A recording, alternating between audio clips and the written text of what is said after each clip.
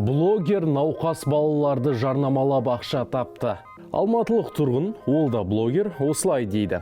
Мәселе супер папа Серік жайында. Серік науқас балаға арнап ақша жинап, оның 20%-ын алып қалған екен. 286 мың теңге. Бірақ супер папа жағдай былай болды дейді. Бірінші науқас баланы кезектен тыс жарнамалаған үшін жиналған қаражаттың 20%-ын алып, келесі жарнамалайтын баланың шотына аударыпты.